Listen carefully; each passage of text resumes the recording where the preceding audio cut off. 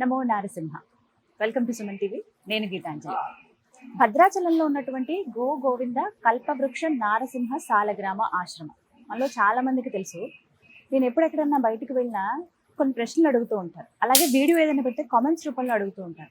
ఏంటి విశేషం? నిజంగానే ముడుపులు కడితే మా కోరికలు నెరవేరుతాయా? అసలు సాలగ్రామంలో చాలా చోట్ల చూస్తాం, ఇక్కడ ప్రత్యేకత ఏంటి?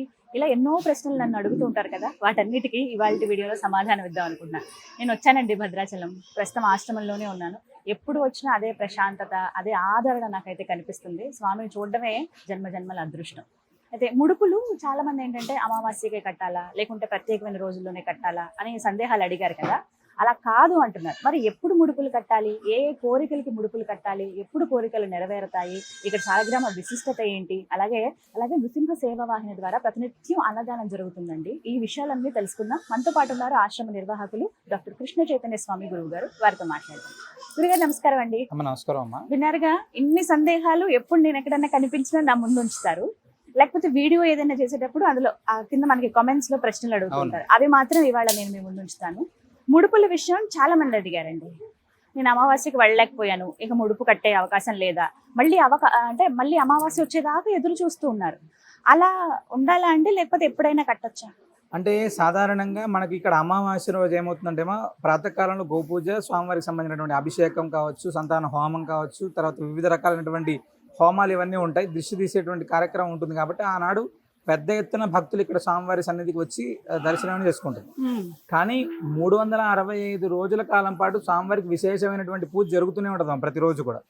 365 రోజుల్లో మనం ఎప్పుడు అంటే ఉదయం ప్రారంభం 6:30 నుంచి మధ్యాహ్నం 1 గంట దాకా, సాయంత్రం 4:30 నుంచి రాత్రి 8 గంటల దాకా ఎప్పుడైనా మనం కట్టుకోవచ్చు.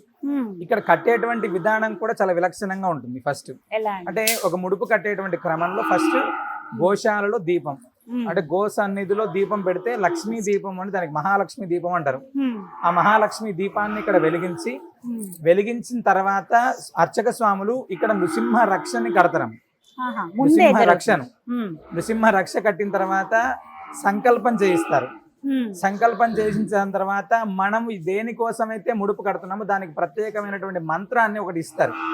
ఆ మంత్రాన్ని చెప్పుకుంటూ మనం స్వామి సన్నిధిలో అడుగు వేసుకుంటూ ప్రదక్షిణ చేసేటువంటి క్రమం.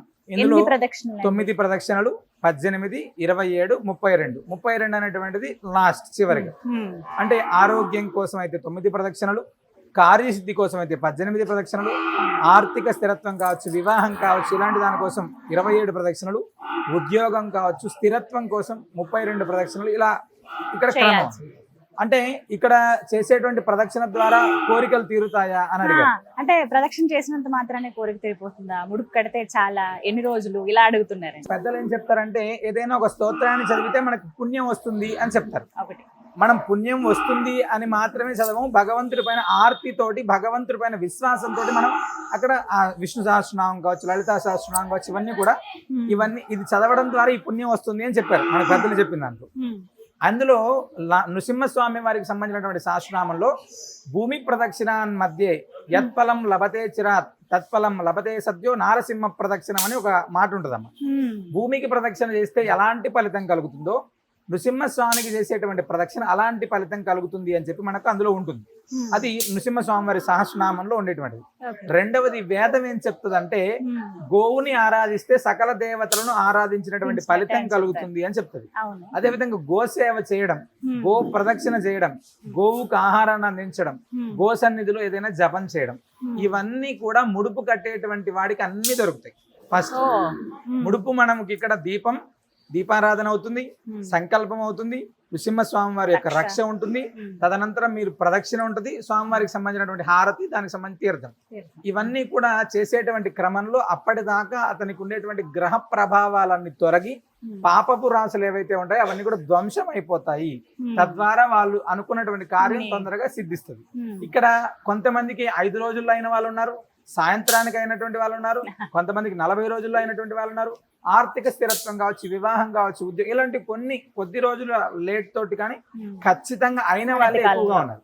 ఇక్కడ విషయం ఏంటంటే ఇక్కడ చైతన్య స్వామి అనేటువంటి వ్యక్తి కాదు నువ్వు చూడాల్సినటువంటిది, నువ్వు సాక్షాత్తు పరమాత్మ నృసింహస్వామి వారు, రెండోది గోమాత. వీటికి చేసేటువంటి ప్రదక్షిణ ద్వారా మన కర్మ ఫలాన్ని తొలగించుకొని భగవంతుడికి సమర్పించేటువంటి పూర్ణ ఫలం, ఆ పూర్ణ ఫలాన్ని కూడా మళ్ళీ ఆ కొబ్బరికాయను కూడా ప్రతి అమావాస్య పౌర్ణమి రోజులలో ఇక్కడ జరిగేటువంటి హోమాలలో ఆ కొబ్బరికాయలని హోమంలో సమితులుగా వేస్తారు. అప్పుడు అగ్నికి సంబంధించినటువంటి ఆరాధన, గోసేవ, నిత్యాన్న ప్రసాదం, ఇన్ని కార్యక్రమాలు మనం చేసేటువంటి ముడుపు ద్వారా మనకు జరుగుతున్నాయి. ఖచ్చితమైనటువంటి ఫలితం స్వామివారు ఇస్తారు, ఇందులో ఎలాంటి సందేహం లేదు. ఇక్కడ వచ్చేటువంటి వాళ్ళందరికీ కూడా అంటే ముడుపు కట్టినటువంటి వాళ్ళు చాలా మంది దగ్గర అంటే తీర్థం, మేము తీర్థం స్వామివారి అభిషేక తీర్థం ఇవ్వడం, దాని తర్వాత ఎలా వాడుకోవాలి చెప్పేటువంటి క్రమ, ఇవన్నీ కూడా వాడి గ్రహ ప్రభావాలన్నింటినీ కూడా తొలగించేటువంటి అమ్మ తప్పకుండా తీరుతాయి. అంటే ఇక్కడ పూర్తిగా పరిపూర్ణమైనటువంటి విశ్వాసం నీ దగ్గర ఉండాలి. అంతే. డాక్టర్ దగ్గరికి వెళ్ళిన తర్వాత ఇంజెక్షన్ వేసుకుంటే తగ్గుతుందా అంటే వేసుకుంటే తెలుస్తుంది. దానికి సంబంధించినటువంటి మాత్రలు ఇచ్చినప్పుడు ఆ మాత్రలు వాడితే తెలుస్తుంది. అవేమి వాడకోకుండా అవుతుందా అంటే అవుతుందా లేదా అనేటువంటిది మీకు తెలియాలి. చాలా మంది మనకి ఈ మధ్య కాలంలో ఒక 10 రోజుల క్రితం మన దగ్గర ఆంజనేయ స్వామి వారి దగ్గర ఒక 2 పీటలు, స్వామివారికి సంబంధించిన దాంట్లో ఒక 2 పీటలు ఒక హైదరాబాద్ నుంచి ఒక భక్తుడు పట్టుకొని వచ్చారమ్మ. ఆయన కేవలం ఇన్స్టాగ్రామ్ లోనో ఈ సుమన్ టీవీ ఇంటర్వ్యూల ద్వారా స్వామి యొక్క వైభవాన్ని చూశారు. ఇక్కడికి రావాలని ఎన్నిసార్లు ప్రయత్నం చేసినా అవ్వలేదు. ఆయన ఒక రోజు ఆశ్రమానికి ఫోన్ చేసి, స్వామివారు ఆంజనేయ స్వామి వారి దగ్గర ఉన్నటువంటి బల్ల చాలా చిన్నదిగా ఉందండి, నేను ఒక మంచి బల్ల చేసుకొని వస్తాను అన్నాను. హైదరాబాద్ లో ఉన్నటువంటి వ్యక్తి బల్ల చేసుకొని ఇక్కడ రావడం ఏంటి అనుకొని మేము మామూలు వదిలేము. ఆయన ఒక 10 రోజుల క్రితం ఆంజనేయ స్వామి దగ్గర కావచ్చు, లోపల స్వామివారికి అభిషేకం చేసేటువంటి బల్లలు ఇవన్నీ పట్టుకొని వచ్చి ఇచ్చారు. ఎందుకంటే మీరు ఎప్పుడు రాలేదు కదా అంటే, స్వామిని అన్ని ప్రార్థన చేసుకున్న తర్వాత నేను వ్యాపారంలో చాలా బ్రహ్మాండంగా ఉన్నాను. స్వామివారిని యొక్క మంత్రాన్ని, కల్పవృక్ష నరసింహ స్వామివారి మంత్రాన్ని, మీరు చెప్పేటువంటి ఉగ్రం వీరం మహావిష్ణు అనేటువంటి మంత్రాన్ని రోజు నేను జపం చేసుకుంటున్నాను. మా ఇంటి దేవుడు నృసింహస్వామి వారు. అప్పటిదాకా నేను చాలా తక్కువగా ఆరాధించేటువంటి వాడిని, ఇప్పుడు నేను చాలా విశేషంగా ఆరాధించుకుంటాను, నా వ్యాపార వృద్ధి ఉంది చాలా అని పట్టుకొని వచ్చాను. అంటే ఆయన ఎక్కడో ఉండి దర్శన మాత్రం చేతన, స్మరణ మాత్రం చేతనే అనుగ్రహించినటువంటి వాడు ఇక్కడికి వచ్చి స్వామి సన్నిధిలో ప్రార్థన చేస్తే ఎందుకు అనుగ్రహించడు? అలాగే సాలగ్రామం గురించి చాలా మంది ప్రశ్నలు అడుగుతూ ఉన్నారండి. అన్ని చోట్ల చూస్తున్నాం, ఏంటి ఇక్కడ విశేషం, కేవలం ఆ సాలగ్రామంతోనే ఎంత మహిమన అని అడుగుతున్నారు. ఖచ్చితంగా అమ్మా.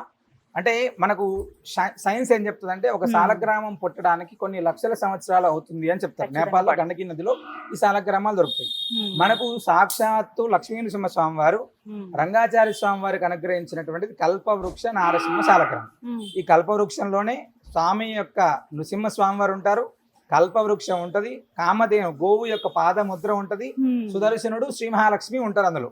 ఇక్కడ స్వామి వారికి జరిగేటువంటి ఆరాధన ఒకటైతే, మా దగ్గర మీకంటే నార్మల్గా ఇక్కడికి వచ్చే ప్రత్యేకంగా చూసుకునేటువంటి భక్తులకి ఇక్కడ మేము ప్రతినిత్యం కూడా ఆరాధించేటువంటి వాటిలో విశేషంగా 32 సాలగ్రామాలు ఉన్నాయి. నృసింహ బీజాక్షరాల సంఖ్యకు తగినటువంటి విధంగా కరాల నారసింహమని, ధన్వంతరి నారసింహమని, కల్పవృక్ష పద్మప్రియ నారసింహమని, అంటే ఈ కల్పవృక్షంతో పాటు ఇంకొక కల్పవృక్ష సాలగ్రామం, ఇలా విశేషమైనటువంటి 32 సాలగ్రామాలు. అదే విధంగా నవనారసింహులకు సంబంధించినటువంటి 9 మంది నవనారసింహులకు సంబంధించినటువంటి సాలగ్రామాలు, అదే విధంగా 108 నారాయణ సాలగ్రామాలు. ఇవన్నీ ఇక్కడ విశేషంగా ప్రతినిత్యం ఆరాధన అవుతుంది. కల్పవృక్షం అనేటువంటిది ఎంత గొప్పదో, ఈ సాలగ్రామ ఆరాధన అనేటువంటిది ప్రతినిత్యం కూడా జరుగుతుంటదమ్మా. ఇక్కడ గోవుకు జరిగేటువంటి పూజ ఒకవైపు, నారాయణుడికి జరిగేటువంటి పూజ ఒకవైపు. ఇది ఖచ్చితంగా ముక్తి క్షేత్రం, ఇందులో ఎలాంటి సందేహం లేదు. అయితే ఆ సాలగ్రామాలను మేము దర్శించుకోవచ్చా గురుగారు? ప్రత్యక్షంగా మామూలు రోజుల్లో వచ్చినటువంటి వాళ్ళకి ఇక్కడ విడిగా మనం దర్శనం చేసుకోవచ్చాము. ప్రతి ఒక్కరు కూడా అంటే నిదానంగా ఓపికగా స్వామివారి పైన అచంచలమైన భక్తి విశ్వాసంతో అక్కడ ఉన్నటువంటి అన్ని చూస్తే ఆ సాలగ్రామాలను కూడా మనం దర్శనం చేసుకోవచ్చు. బాగా జనం ఉన్నప్పుడు అయితే అది కొంచెం ఇబ్బంది అవుతుంది. మీరు వీడియోలో చూపించేటువంటి ప్రయత్నం కూడా మనం చేయొచ్చు. గురుగారు అనుమతి ఇచ్చినట్లే మీకు ఎవరైతే ఇక్కడికి ఇంకా వద్దామని అనుకుంటారో ముందుగా దర్శనం చేసుకుని అసలు అలా వీడియోలో చూసి మా కోరికలు చాలా నెరవేరాయండి, మొక్కుకుంటే చాలా అనుకున్న వాళ్ళు వీడియోలో ఒకసారి చూపిస్తాము గురుగారు అనుమతితోటి. అలాగే స్వామి అనుగ్రహం అనేది ఎన్ని సాలగ్రామాలు ఉన్నాయో చూడండి. విజువల్లో మీకు చూపిస్తున్నవన్నీ కూడా నిత్యం పూజ జరుగుతుంది. కల్పవృక్ష నరసింహస్వామి ఏదైతే మీరు విజువల్లో చూస్తున్నారో ప్రత్యేకంగా మధ్యలో అలా పైకి ఉన్నారు కదా ఆ స్వామి. ఆ తర్వాత ఈ మొత్తం ఇప్పుడు మీరు చూస్తున్నవన్నీ కూడా సాలగ్రామాలే, అన్ని సాక్షాత్తుగా ఆ విష్ణు స్వరూపమే. మీరు వచ్చినప్పుడు తీక్షణగా చూడండి, మీకు కనిపిస్తుంది. లేదంటే కూడా వీడియోలో మీ అందరికీ కనిపించే విధంగానే తీస్తున్నాము, ఒకసారి దర్శించుకోండి. అలాగే నృసింహ సేవ వాహిని ప్రతినిత్యం అన్నదానం, ఇదైతే నాకు ఎప్పటికీ గొప్ప విషయమే. మీకు చేతులెత్తి నమస్కరించాలండి. వీటితో పాటుగా మీరు చేసే సేవా కార్యక్రమాలు ఒక ఎత్తు అయితే, ఈ అంటే ఎక్కడెక్కడి నుంచో వస్తున్నారు భక్తులు, రామాలయ దర్శనానికి వచ్చిన వాళ్ళు కావచ్చు, ఇక్కడ ఏదైనా పనుండి వచ్చిన వాళ్ళు కూడా మనకి ఇక్కడ కల్పవృక్ష స్వామి దగ్గర భోజనాలు ఉంటాయి, అక్కడికి వెళ్ళి ప్రసాదం స్వీకరించవచ్చు అని అందరికీ తెలిసిపోయింది. చాలా మంది నిత్యం అలా వస్తున్నారు కదా, అంటే ఎలా ఇలా అప్రఘాతంగా అలా కొనసాగిస్తున్నారు మీకు? అంటే నృసింహ సేవా వాహిని అనేటువంటిది చెప్పాలంటే ఒక పెద్ద సముద్రం అమ్మ. అంటే నృసింహ భక్త కుటుంబం అనేటువంటి ఒక పెద్ద సముద్రం. అంటే ఎక్కడైనా భగవంతుడికి సేవ చేయడానికి కోసం మాత్రమే ఏర్పడేటువంటి వ్యవస్థలన్నీ. ఇక్కడ మేము పూర్తిగా భక్తుడికి సేవ చేయాలి అనేటువంటి సంకల్పంతో ఏర్పాటు చేసినటువంటిది నృసింహ సేవా వాహిని. అంటే గడప గడపకు నారసింహస్వామి వారు వెళ్ళాలి, ప్రతి గడపలో నృసింహ మహామంత్రాన్ని చదువుకోవాలి, అంటే సనాతన ధర్మాన్ని పాటించేటువంటి భక్త కుటుంబాలన్నింటినీ కూడా కలుపుకుంటూ వెళ్ళాలి, వాళ్ళందరికీ కూడా తగినటువంటి సేవలు వాళ్ళకి సంబంధించినటువంటి కైంకర్యాలు ఏవైతే ఉన్నాయో అవన్నీ జరగాలి అనేటువంటి సంకల్పంతో 2016 సంవత్సరంలో నృసింహ సేవా వాహిని ప్రారంభం చేసాము.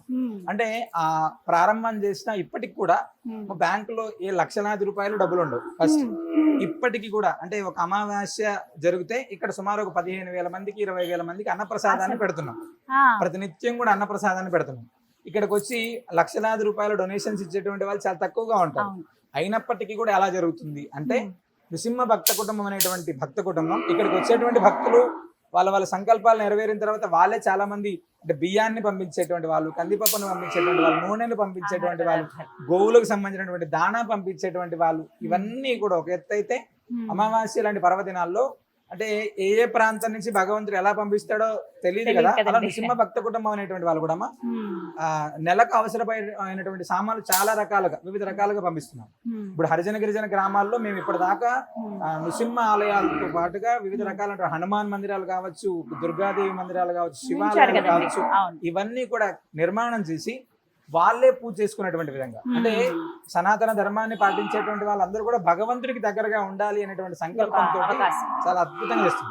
చాలా మంది అనుకోవచ్చు అంటే కల్పవృక్షం దగ్గరికి చాలా వేల మంది జనం వస్తున్నారు, కామన్ లక్షలాది రూపాయల డబ్బులు వస్తున్నాయి. అది లక్షలాది రూపాయల డబ్బులు వస్తున్నప్పుడే లక్షల మందికి సేవ చేయడానికి మాకు భగవంతుడు భాగ్యం ఇచ్చాడని. అంటే చాలా మందికి ఇక్కడ జరిగేటువంటిది ప్రతినిత్యం కూడా అంటే ఒక మనిషి ఒక ఇంట్లో ఒక చిన్న ఫంక్షన్ చేస్తే ఒక 500 మంది మన ఫంక్షన్కి వస్తే ముందు 10 రోజులు పనిచేస్తాడు, తర్వాత 3-4 రోజులు పనిచేస్తాడు. ఒక ఫంక్షన్ చేయంగానే ఆ ఇంట్లో సుమారు ఒక 6 నెలల కాలం పాటు ఆర్థికంగా ఖచ్చితంగా ఇబ్బందికరమైనటువంటి పరిస్థితి ఉంటుంది ఖచ్చితంగా. అలాంటిది ప్రతి నిత్యం కూడా కొన్ని వందల మందికి ఆహారం, కొన్ని సుమారు 150 గోవులు, ఇక్కడ 20 గోవులు ఉన్నాయి, బయట చాలా గోవులు మాకున్నాయి. ఈ గోవులకు ఆహారం, ఆ గోవులను సంరక్షించాలంటే ప్రతి నెల 2.5-3 లక్షల రూపాయల ఖర్చు. ఒక అమావాస్య భోజనాలు పెట్టాలంటే సుమారు 3.5-4 లక్షల రూపాయల ఖర్చు. ఇవన్నీ కూడా లక్షలాది రూపాయలు భక్తులకు సేవ చేయాలంటే చాలా మంది భక్తులు వారి సంకల్పాలు నెరవేరుతాక చేస్తే, కొంతమంది అయితే నృసింహ సేవా వాహిని అనేటువంటి ఒక పెద్ద వెన్నముక. అంటే మా దగ్గర చాలా ధనం ఉంది అనుకుంటారు, ఎస్ నిజంగా అత్యద్భుతమైనటువంటి ధనం నృసింహ భక్త కుటుంబం. ఆ భక్త కుటుంబం ద్వారా ఇప్పటిదాకా ఎన్నో సేవా కార్యక్రమాలు. మీరు గోదావరి వరదలు వచ్చినప్పుడమ్మా 2022 సంవత్సరంలో విఆర్పురం అనేటువంటి ఒక మండలంలో 32 గ్రామాలకి 17 రోజుల కాలం పాటు అన్నం పెట్టాం, సుమారు 70,000 మందికి. అదే 32 గ్రామాలకి వాళ్ళు ఒక వారం రోజులు తినేటువంటి సామాన్లు ఇచ్చాం. కరోనా విపత్కర పరిస్థితుల్లో సుమారు 45-50 లక్షల మందికి అన్నం పెట్టాం. అంటే ఇవన్నీ కూడా ఈ యొక్క భక్త కుటుంబం యొక్క అండతోటి మాత్రమే మేము చేయగలిగినటువంటి అద్భుతమైనటువంటి కార్యక్రమాలు. అది నృసింహ సేవ వాహిని. అదేవిధంగా ధూపదీప నైవేద్యాలు ఇవన్నీ కాదు. నేను విన్నాను ఆశ్రమం ఇంకా విస్తరించే అవకాశం ఉంది అని చెప్పి, ఎందుకంటే భక్తులు కూడా అంతమందే ఉన్నారు. సంవత్సరంన్నరగా చూస్తున్నాను కదా, చక్కగా స్వామి అనుగ్రహంతో దేదీప్యమానంగా అలాగా అభివృద్ధి చెందుతూ వచ్చింది. మరి మీ ఆలోచన ఏమన్నా ఉందా విస్తరిద్దామని? వాస్తవంగా ఇక్కడికి వచ్చేటువంటి భక్తులకి చాలా సౌకర్యాలు చేయాలనేటువంటి తాపత్రయం మాకు కూడా ఎప్పటికప్పుడు పెరుగుతూనే ఉంది. ఎప్పటికప్పుడు దానికి తగినటువంటి మార్పులు మేము చేసుకుంటూనే వెళ్తున్నాము. అయినప్పటికీ కూడా ఇంకా చేయాలి, స్వామి ఆజ్ఞ ఏమో తెలియదు. అంటే ఒక అత్యద్భుతమైనటువంటి ఆశ్రమాన్ని ఏర్పాటు చేయాలి అనుకుంటున్నాం. చాలా మంది భక్తులు ముందుకు వస్తున్నారు, అంటే ఆశ్రమ నిర్మాణం మీరు చేయండి, తప్పకుండా మా వంతు సహాయ సహకారాలు మేము అందిస్తామని చేస్తున్నారు. తప్పకుండా అతి తొందరలోనే స్వామివారి యొక్క నూతన ఆశ్రమానికి కూడా శంకుస్థాపన చేస్తాం. తప్పకుండా మీరు కూడా ఈ మహత్తరమైనటువంటి కార్యక్రమం, ఎందుకంటే భక్తులు అనేటువంటి వాళ్ళు వేలాది మంది వస్తున్నారు. వచ్చేటువంటి ప్రతి భక్తుడికి కూడా అన్నప్రసాదం కావచ్చు, ఇక్కడ జరిగేటువంటి ముడుపు, తీర్థం, ప్రసాదం ప్రతిదీ కూడా అందాలి. అలాంటప్పుడు ఈ స్థలం ఇక్కడ సరిపోదాం. ప్రత్యేకమైనటువంటి వ్యవస్థను ఏర్పాటు చేస్తే తప్ప సరిపోదు. ఆయన అనుగ్రహం ఏమో ఆయన అనుకున్నాడేమో, ఎందుకంటే ఇక్కడ ఉండాలి అనుకున్నాడు, ఇక్కడికి వచ్చి ఉన్నాడు. ఇక్కడ ద్వారా ఇంకా విశ్వవ్యాప్తం చేయాలనుకున్నాడేమో, తప్పకుండా ఆ ప్రయత్నం కూడా చేస్తున్నాం. చాలా మంది భక్తులు అడుగుతున్నారు, తొందరలోనే ఆ ప్రయత్నం కూడా చేస్తున్నాం. తప్పకుండా అండి, చాలా సంతోషం, వినడమే చాలా ఆనందం అనిపించింది, అందుకే మిమ్మల్ని అడుగుదాం అనుకున్నాను. అమ్మా. చాలా సందేహాలు అయితే నివృత్తి చేశారు ఈ వీడియోలో. ఇంకేమైనా ప్రశ్నలు ఉంటే ఖచ్చితంగా మళ్ళీ మీ ముందుకు వస్తాను. తప్పకుండా అమ్మా. ధన్యవాదాలు గురు. విన్నారు కదండి, ఎవరైనా అంటే ఇక్కడికి వచ్చిన వాళ్ళు ఆ అనుభూతి చెందారు, ఇంకా రాలేదు అన్న వాళ్ళు మాత్రం తప్పకుండా రండి. అంటే మనం జీవితంలో కొన్ని క్షేత్రాలు ఖచ్చితంగా దర్శించాలని పెట్టుకుంటాం. అలాంటి వాటిల్లో భద్రాచలంలో ఉన్నటువంటి ఈ కల్పవృక్ష నరసింహ స్వామివారి ఆశ్రమం కూడా ఒకటి. ఎన్ని అనుభూతులు, ఎన్ని అనుభవాలు, అవి వింటేనే అర్థమవుతుంది. వీరికి సంబంధించినటువంటి ఛానల్స్ ఉన్నాయి, అలాగే ఇన్స్టా ఉంటుందండి. మీరు అందులో చూడండి ఎంతమంది భక్తులు మనసు విప్పి వాళ్ళ కోరికలు ఇలా నెరవేరాయని స్వామి అనుగ్రహం అని చెప్పారు. అవి వినగానే చూడగానే నాకు చాలా సంతోషం అనిపిస్తుంది. ఇంకా కోరికలు తీరని వారు, ఇలా బాధల్లో ఉన్నామన్న వాళ్ళు ఎవరైతే ఉన్నారో ఖచ్చితంగా రండి. అలాగే ఆశ్రమం కూడా ఇంకాస్త విస్తరిస్తూ ఉన్నారు. ఏమో స్వామి ఎక్కడ అనుగ్రహిస్తే అక్కడికి వెళ్ళే అవకాశం కూడా ఉంది. కాబట్టి చాలా మంది వారికి తోచినట్టుగా డొనేషన్స్ అవి రేస్ చేస్తూ ఉన్నారు. మీకు మేమేదైనా దైవ కార్యంలో పాల్గొందాం అనుకుంటున్నాం, ఎప్పటి నుంచో అనుకుంటున్నాము, లేకపోతే ఎంత ఇద్దాం అనుకుంటున్నాం, ద్రవ్యాలే కావచ్చు, ఏదైనా అనుకుంటే మీరు చక్కగా నేను వీరికి సంబంధించినటువంటి నృసింహ సేవావాహిని వారి అకౌంట్ నెంబర్ ఉంటుందండి, అలాగే ఫోన్ నెంబర్ కూడా అందిస్తాను. మీకు తోచినంత స్వామి సేవలో పాల్గొనాలని ఎవరికి ఉండదు చెప్పండి. మీకు తోచినంతగా మీరు కనుక అందిస్తే మీరు కూడా ఒక చెయ్యి వేసిన వారు అవుతారు. దాంతో పాటుగా స్వామి అనుగ్రహం ఖచ్చితంగా ఉంటుంది అనేది. మీరు దర్శనం చేసుకోండి, ముందుగా వచ్చి స్వామిని అడగండి. ఎంత అనేది డొనేషన్ అనేది మీ ఇష్టమే. నాకైతే చాలా సంతోషం అనిపించింది. ఎంతమంది భక్తులకి ఇన్ని నిదర్శనాలు, స్వామి ఉన్నారు ఇక్కడ అనడానికే ఇవన్నీ కూడా ప్రత్యక్ష సాక్ష్యాలు. ఇప్పటివరకు దర్శించుకోకపోతే ఖచ్చితంగా రండి. భద్రాచలంలో ఉన్నటువంటి గోవింద కల్పవృక్ష నారసింహ సాలగ్రామ ఆశ్రమం. కంప్లీట్ అడ్రస్ డిస్ప్లే చేస్తాను, అలాగే ఫోన్ నెంబర్ కూడా ఇస్తాను. వివరాలు కనుక్కొని దర్శనానికి రండి. నమస్కారం.